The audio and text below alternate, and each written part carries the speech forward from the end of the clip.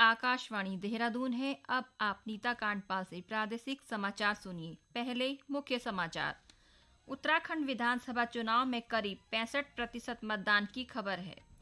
प्रसार भारती के मुख्य कार्यकारी अधिकारी शशि शेखर वेम्पटी ने कहा कि देश में किसी भी आकाशवाणी केंद्र को न तो बंद किया जा रहा है और न ही उसका दर्जा कम किया जा रहा है।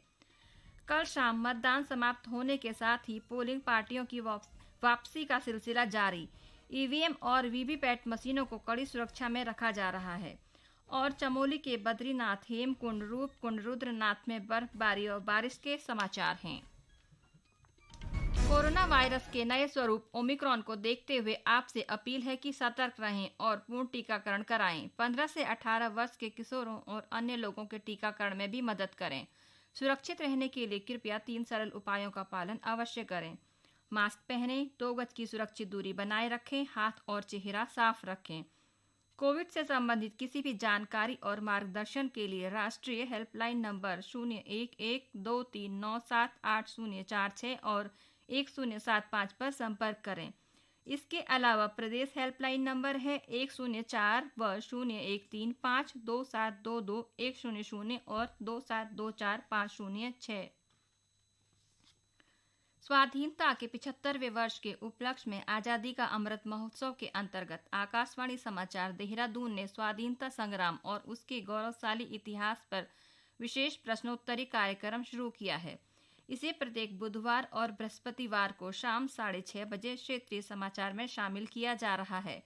श्रोता अपने उत्तर अमृत महोत्सव quizdn@gmail.com पर ईमेल अथवा मोबाइल नंबर 9837192022 पर व्हाट्सएप या मैसेज के माध्यम से भेज सकते हैं।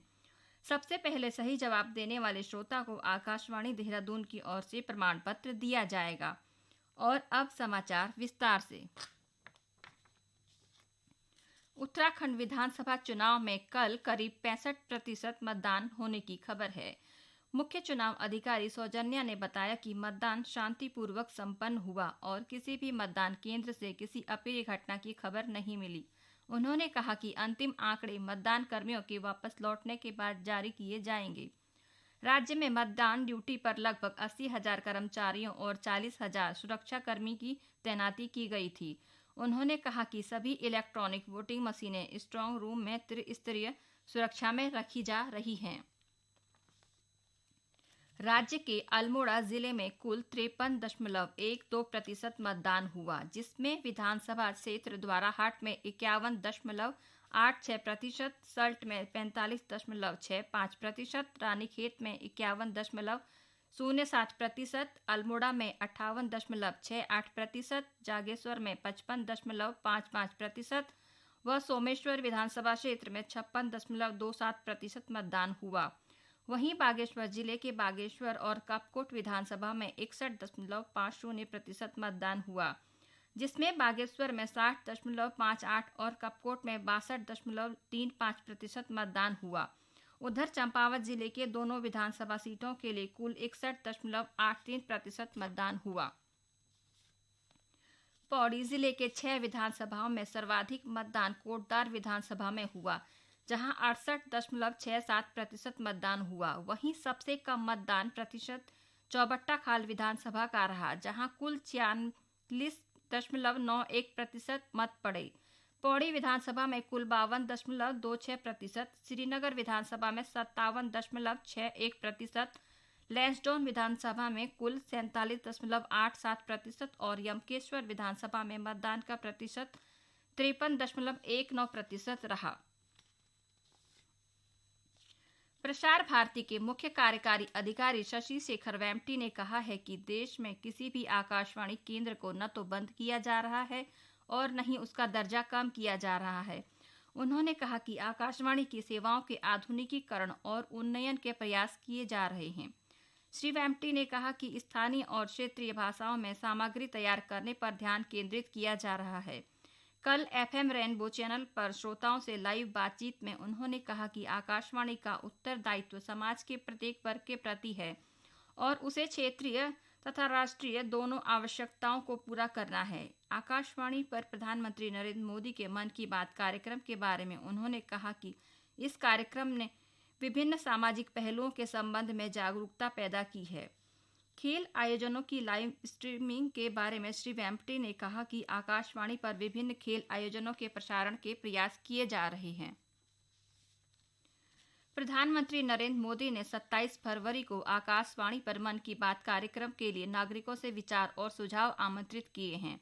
एक ट्वीट में श्री मोदी ने कहा कि हमेशा की तरह वह लोगों से सुझाव लेने के लिए उत्सुक हैं। उन्होंने लोगों से उन्हें MyGov नमो ऐप पर लिखने या 1800-117800 पर भी डायल कर अपना संदेश रिकॉर्ड करने के लिए कहा। यह मासिक रेडियो कार्यक्रम की 86वीं कड़ी होगी। इसके लिए फोन लाइनें 24 फरवरी तक खुली रहेंगी। ये समाचार आप आकाशवाणी देहरादून से सुन रहे हैं। राज्य विधानसभा चुनाव संपन्न होने के बाद आज 2312 पोलिंग पार्टियों के लौटने का सिलसिला जारी है। इसी क्रम में बागेश्वर जिले में देर रात तक मतदान कर्मी लौटते रहे। वहीं दूरस्थ मतदेय स्थलों की मतदान पार्टियों की आज देर शाम तक लौटने की खबर है। पुलिस अधीक्षक अमित श्रीवास्तव ने बताया कि डिग्री कॉलेज में बने स्ट्रांग रूम में ईवीएम की सुरक्षा के लिए 3 लेयर सिस्टम बनाया गया है, जिसकी सुरक्षा के लिए सुरक्षा बल तैनात किए गए हैं। चंपावत जिले के दोनों विधानसभा सीटों के लिए 1,25,575 मतदाताओं ने अपने अधिकार का प्रयोग किया। जिलाधिकारी विनीत तोमर ने बताया कि चंपावत जिले की सभी 333 मतदान केंद्रों से पोलिंग पार्टियां मतदान संपन्न कर लौट आई हैं। उन्होंने बताया कि प्रेक्षक की मौजूदगी में स्क्रूटनी के बाद सभी ईवीएम मशीनों को कड़ी निगरानी के बीच स्ट्रांग रूम में 10 मार्च तक सील कर दिया गया है। राज्य विधानसभा चुनाव की वोटिंग प्रक्रिया समाप्त होने के बाद सभी ईवीएम को कड़ी सुरक्षा के बीच स्ट्रांग रूम में लाया जा रहा है। मुख्य निर्वाचन अधिकारी सौजन्या ने बताया कि ईवीएम को सील करने से पहले चेकिंग की जाएगी। उन्होंने बताया कि इसके बाद सभी पार्टियों के कैंडिडेट के सामने स्ट्रांग रूम सील किया जाएगा।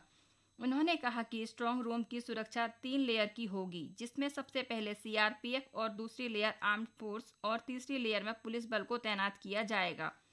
मुख्य निर्वाचन अधिकारी ने बताया कि आगामी 10 मार्च को राज्य में मतगणना होनी है। तब तक सभी ईवीएम और वीवीपैट मशीन स्ट्रांग रूम में रहेंगी, जिसकी 24 घंटे सीसीटीवी से निगरानी कर उसका रिकॉर्ड रखा जाएगा। इस बीच देहरादून में भी विधानसभा चुनाव के बाद ईवीएम मशीनों को स्ट्रांग रूम में रखकर उनकी निगरानी की जा रही है। जिलाधिकारी आर राजेश कुमार ने देहरादून में बने स्ट्रांग रूम का जायजा लिया और अधिकारियों को दिशा निर्देश दिए। उन्होंने बताया कि ईवीएम की निगरानी सीसीटीवी के माध्यम से भी की जा रही है। मुख्यमंत्री पुष्कर सिंह धामी ने उत्साहपूर्वक मतदान करने के लिए राज्य के लोगों का धन्यवाद किया। आज देहरादून में भाजपा कार्यालय पहुंचने पर कार्यकर्ताओं ने मुख्यमंत्री का जोरदार स्वागत किया। मुख्यमंत्री ने दावा किया कि राज्य में एक बार फिर प्रचंड बहुमत के साथ भाजपा की सरकार बनने जा रही है। श्री धामी ने कहा कि सरकार बनते ही सबसे पहले प्रबुद्ध जनों की एक हाई पावर कमेटी का गठन किया जाएगा और उत्तराखंड देश में समान नागरिक संहिता लागू करने वाला पहला राज्य बन जाएगा। उधर कांग्रेस ने भी वोटिंग प्रतिशत को लेकर उत्तराखंड में सरकार बनाने का दावा किया है। गौरतलब है कि वर्ष 2012 में भी जब मतदान प्रतिशत 66% था, तब राज्य में कांग्रेस की सरकार बनी थी। इस बार भी मतदान प्रतिशत करीब 65% रहा है। प्रदेश में आज 285 कोरोना संक्रमित मिले हैं, जबकि कोरोना से 7 संक्रमितों की मृत्यु हुई है। आज शाम जारी हेल्थ बुलेटिन के अनुसार प्रदेश में पिछले 24 घंटे में 1309 संक्रमित स्वस्थ हुए हैं।